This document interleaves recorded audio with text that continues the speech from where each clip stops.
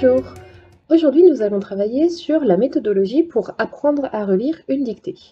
Alors, pourquoi apprendre à relire une dictée? Tout simplement parce que lorsque vous allez passer votre épreuve de dictée au brevet, vous allez avoir un temps très court. Donc, il faut savoir utiliser les bonnes méthodes pour être le plus efficace possible le jour du brevet. Donc, pour l'épreuve du brevet, la dictée se découpe en 3 moments différents.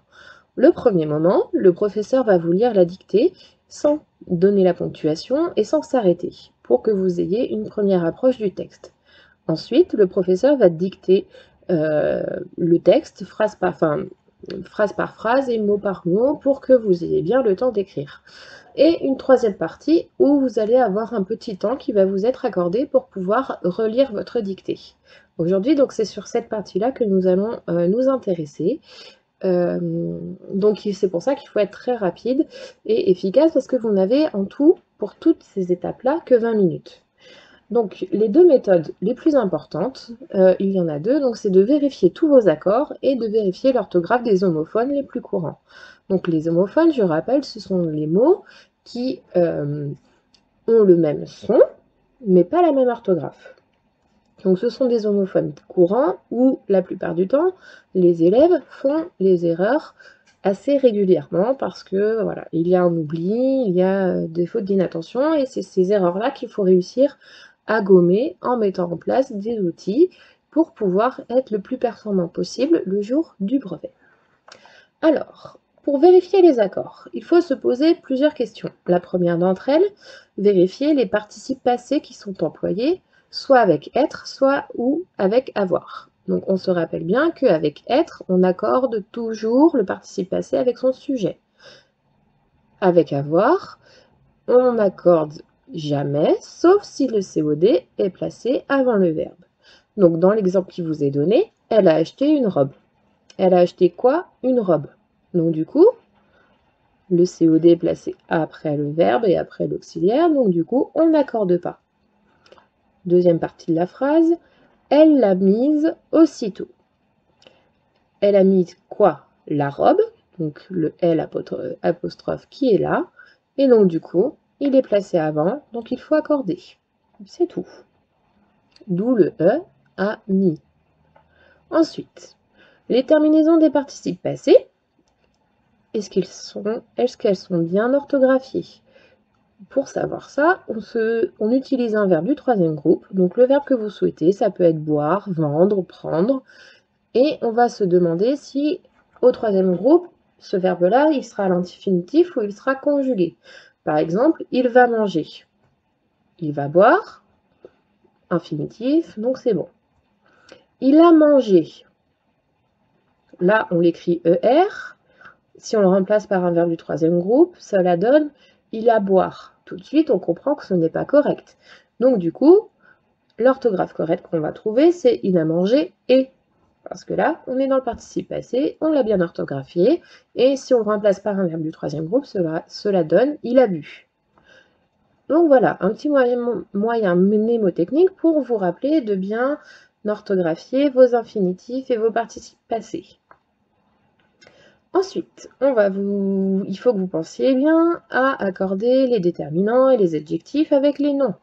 Ça peut vous paraître bête, mais c'est des petites erreurs comme ça qui peuvent vous faire perdre des points bêtement parce que ce sont des erreurs que vous pouvez corriger très facilement.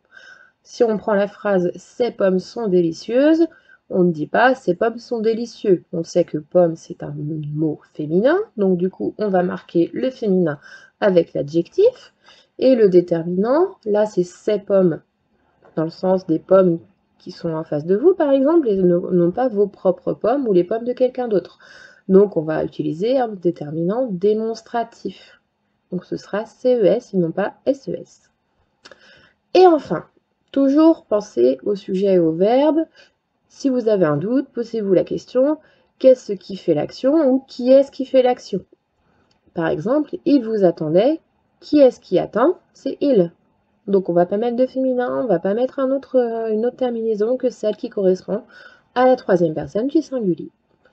Donc ça, c'est pour la partie accord. Donc faites-vous des petites fiches pour vous rappeler qu'il faut penser aux participes passés, aux terminaisons des participes passés et aux accords sujet-verbe. C'est vraiment des choses toutes bêtes que vous pouvez appliquer très facilement et qui vous permettra de gommer des petites erreurs d'oubli. Ensuite, vérifiez l'orthographe des homophones. Par exemple, avec l'homophone A et A. Erreur très courante, on oublie de mettre l'accent. Comment on fait pour s'en rappeler? On conjugue A, qui est le verbe avoir, l'auxiliaire avoir, et on va le conjuguer au passé. On va dire donc, il a du travail à faire, il avait du travail à faire, on va pas pouvoir dire, il avait du travail à faire, ça n'a pas de sens. Donc là, on comprend bien qu'il faut mettre la préposition et donc mettre l'accent. Pareil pour et est. Déjà, juste au niveau de la prononciation. Si vous écoutez attentivement le professeur qui est en train de vous faire votre dictée, vous ne pouvez pas vous tromper. Vous savez que le son est quand même bien différent du son est. Mais, si vous avez un doute, si vous lisez la phrase, elle est jolie et gentille. On va pas pouvoir dire elle est jolie et gentille. Ça n'a pas de sens. Le et, il est là pour ajouter quelque chose à la phrase. Et on ne pourra pas dire elle est genre jolie. Il faut qu'il y ait un verbe dans cette phrase. Donc du coup, on se pose la question, comme tout à l'heure, le sujet et le verbe qui fait l'action. Et là, on va comprendre que c'est le verbe être qu'il faut utiliser. Ensuite, nous avons l'homophone son et son. Son à soi et son le verbe être. Son père et son fils sont partis. Son, on sait que c'est à lui et que c'est pas le verbe, parce que là, c'est indéterminant. Donc du coup, on met SON, et sont partis, on sait que c'est le verbe être parti, donc là, tout simplement, on met ONT. Il faut juste vous poser les bonnes questions et ça va tout seul. Ensuite, ce et ce. Ce sol se dessèche. Ce sol, c'est le déterminant démonstratif, c'est ce sol-là, pas un autre. Donc là, on met CE. Si on met SE, c'est pour utiliser un verbe pronominal, donc là, se dessécher, pour montrer, voilà, ça va ensemble. Donc leurs voisins leur ont donné des fleurs, leurs voisins ce sont les siens, les leurs, pardon, donc c'est un possessif, donc c'est les voisins à eux, et leur L-E-U-R, c'est un pronom personnel. Il est placé toujours avant ou après le verbe. Donc là, leurs voisins ont donné à qui? À leur, du coup, des fleurs. Donc là, pas de S. Ensuite, les et les. Même problème, est-ce qu'on est avec l'auxiliaire être ou est-ce qu'on est avec l'auxiliaire avoir? La conjugaison du verbe être et avoir, elle est connue, vous devez la connaître. Vous ne devez jamais faire d'erreur sur ces verbes-là. C'est des choses que vous voyez très très tôt dans votre scolarité, donc ça doit être acquis.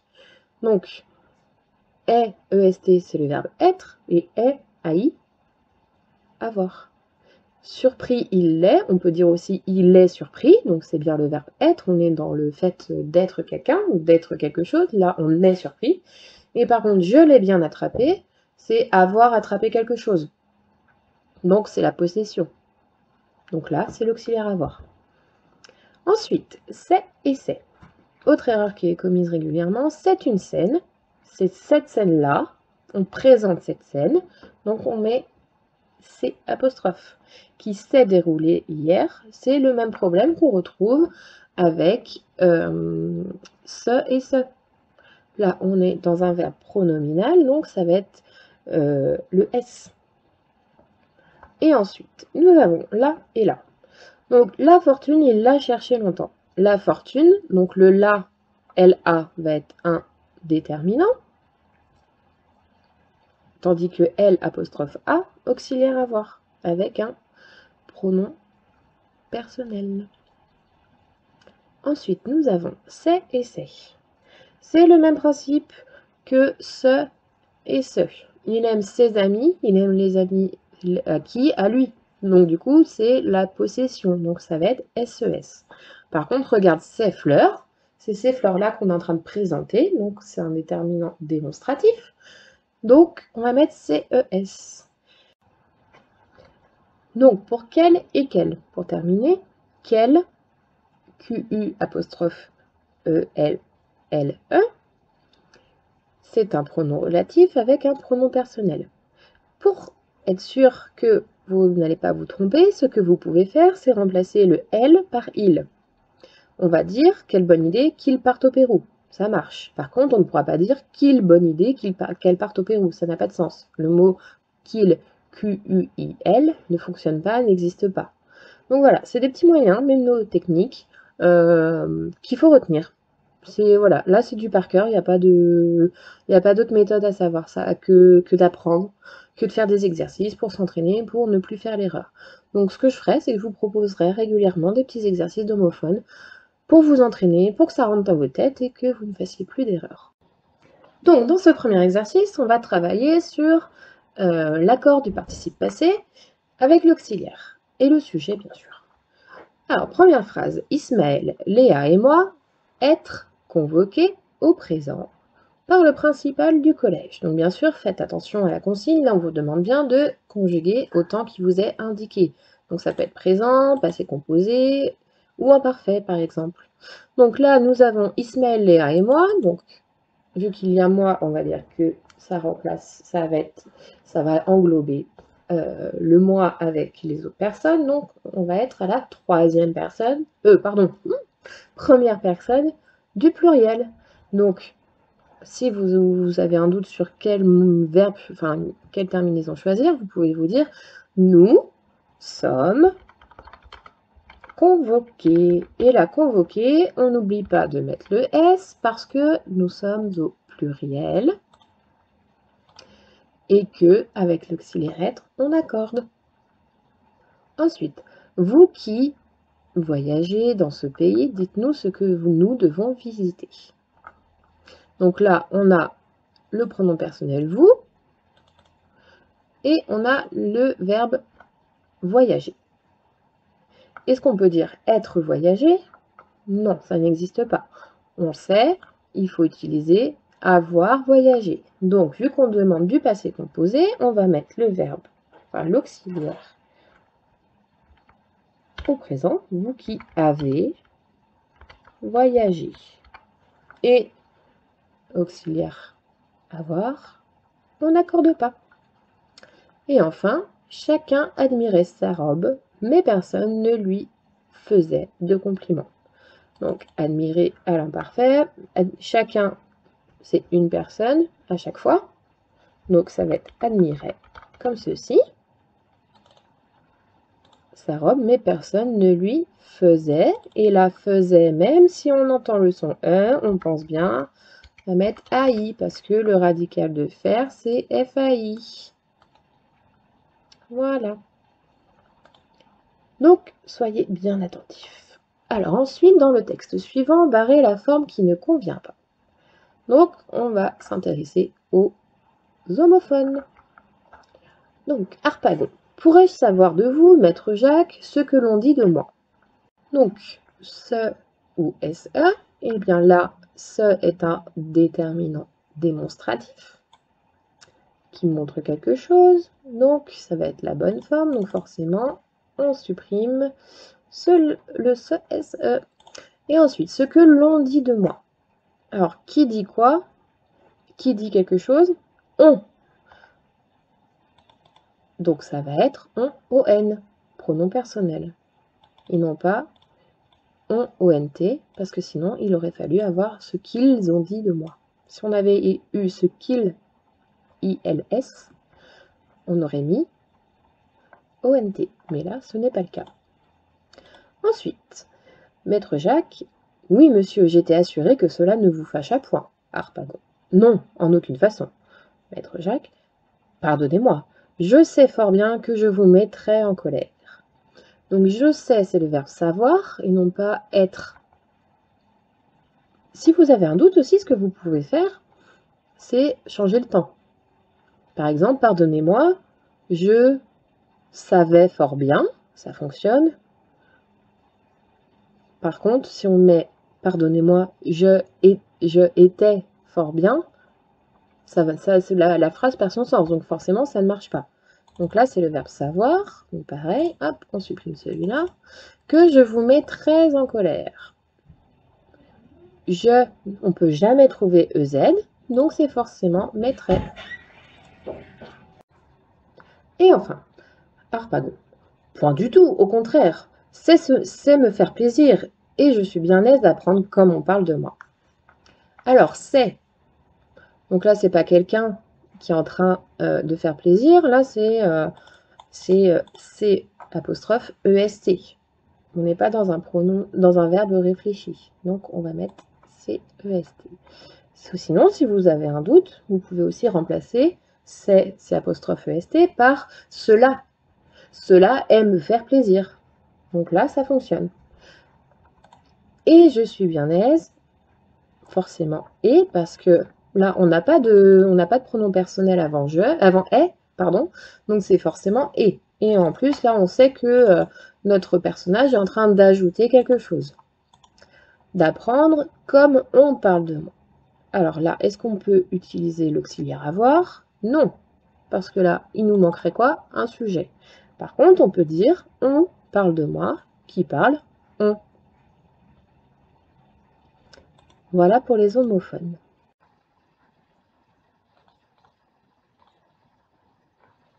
Alors, pour l'exercice 3, on va vous demander d'accorder en fait le verbe avec son sujet. Donc, vers la fin des vacances, il y a bien longtemps, une voiture de paysan qui précédait notre ménage nous avait déposé. Donc là, nous avons l'auxiliaire avoir, mais attention, notre CED, il est où? Avait déposé qui? Nous. Ici. Donc, on va mettre ES. On accorde. Donc, nous avait déposé, hop, je mets en rouge pour que vous voyez bien, ma mère et moi devant la petite grille rouillée. Qu'est-ce qui est rouillé? La grille. Nom féminin, donc pas de surprise, on met EE. Ensuite, ma mère, que nous appelions Milly, et qui était bien la ménagère la plus méthodique que j'ai jamais connue, était entrée. Auxiliaire être, on accorde, et là, notre sujet qui est Milly, notre mère. Donc, on met le féminin. Donc, qui était entrée aussitôt dans les pièces remplies de paille poussiéreuse, et tout de suite, elle avait constaté. Nous avons ici l'auxiliaire avoir, donc elle avait. Donc, on a passé au D. Donc, on met et, tout simplement, on n'accorde pas.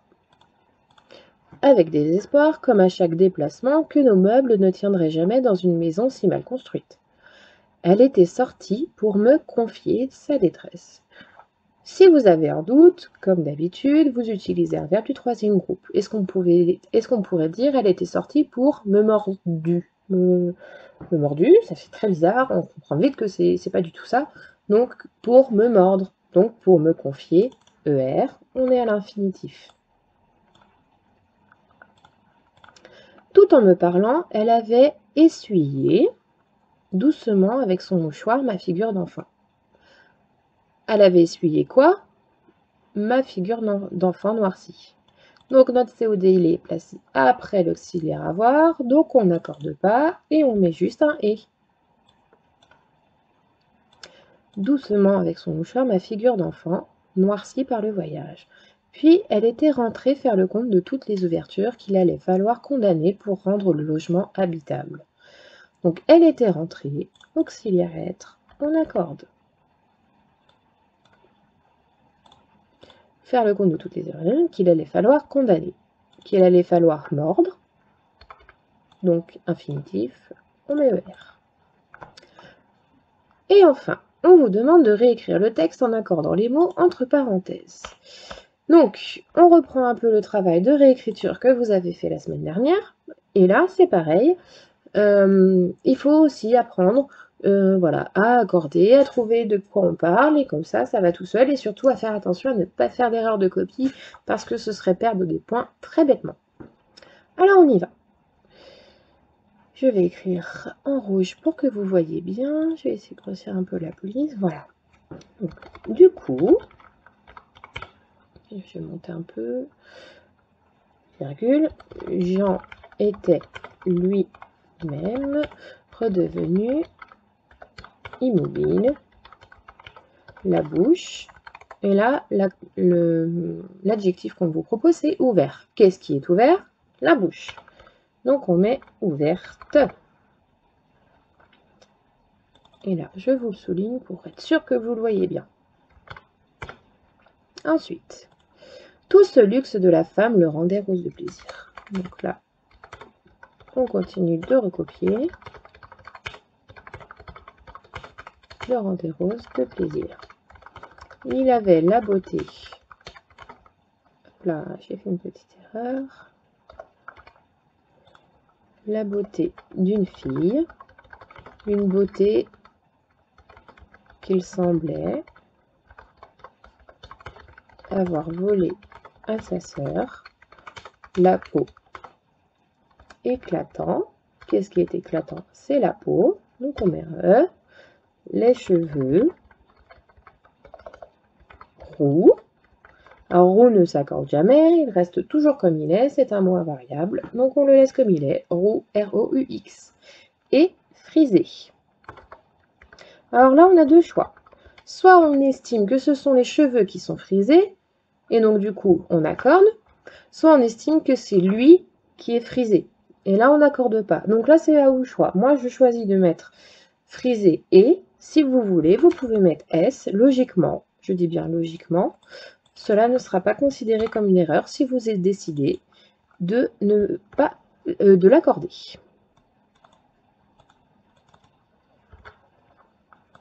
Ensuite, les lèvres et les yeux mouillés.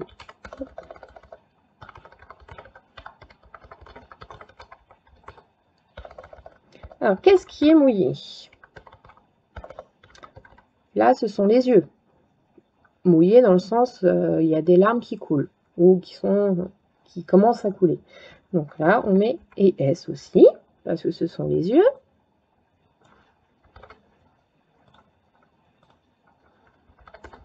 De tendresse. Point. Près de lui, dans son étonnement, Denise paraissait plus mince encore, hop, avec son visage long, à bouche trop, hop. Donc là, c'est une phrase qu'on voilà, on voit pas souvent. Mais qu'est-ce qui est trop grand? C'est la bouche. On pourrait croire que c'est... pardon. On pourrait croire que c'est le visage, mais là, vu qu'on a le mot bouche qui est placé juste avant l'adjectif, on accorde. Hop. Son teint fatigué déjà, sous sa chevelure pâle. Hop, on n'oublie pas les crochets avec les 3 points. Ils étaient si singuliers. Alors, singulier, pareil. On sait que c'est il avec un S, donc il au pluriel, donc singulier. On le met au pluriel aussi. Et si charmant, donc là, c'est la même chose. On est toujours sur le même sujet, donc on garde notre S. Sur le pavé, ces 3 blonds vêtus. Donc là, la même chose. Notre sujet est pareil, donc on garde le S. Pauvrement de noir, cette fille triste entre ce joli enfant. Donc là, qu'est-ce qui est joli? C'est l'enfant. Donc, on laisse notre adjectif comme il est. Et ce garçon superbe. Donc là, superbe, que ce soit féminin ou masculin, il s'écrit de la même chose. C'est juste si on le met au pluriel que cela change. Donc, hop. Que... Ah, ça ne veut pas faire ce que je veux. Voilà. Que les passants se retournaient avec des sourires. Et voilà, on en a terminé. avec ces exercices. Donc, je vous invite à me dire, je vous reposerai la question de toute façon, mais je pense que vous allez en avoir besoin. Vous me direz si vous pensez avoir besoin de faire plus d'exercices d'entraînement comme ça, de réécriture, d'accords. C'est des exercices tout simples et tout bêtes, mais plus on s'entraîne et plus c'est facile et moins on fait d'erreurs. Donc je vous demanderai, je pense que là voilà, c'était une séance d'introduction. C'est normal si vous ne retenez pas tout dès le début, c'est tout à fait compréhensible, étant donné que ce sont des erreurs qu'on fait régulièrement, enfin voilà, qui se retrouvent très souvent dans vos copies. Donc voilà, je vous invite vraiment, que ce soit dans une dictée ou même quand vous faites vos rédactions et que vous relisez, parce qu'il faut se relire bien sûr, ayez le réflexe voilà, de vérifier ces petits mots qui se répètent souvent dans nos textes et de vérifier leur orthographe pour être sûr que voilà, il n'y a pas des petites erreurs qui sont bêtes que vous pouvez résoudre facilement. Et de toute façon, on en reparle ensemble. Là, voilà, c'était pour vous introduire un peu ça et pour que on introduise quelques automatismes, quelques méthodes qu'on va travailler toute l'année de toute façon et que vous travaillerez aussi en troisième aussi. Donc je vous laisse là-dessus, je vous souhaite une bonne journée ou une bonne soirée et je vous dis à très vite.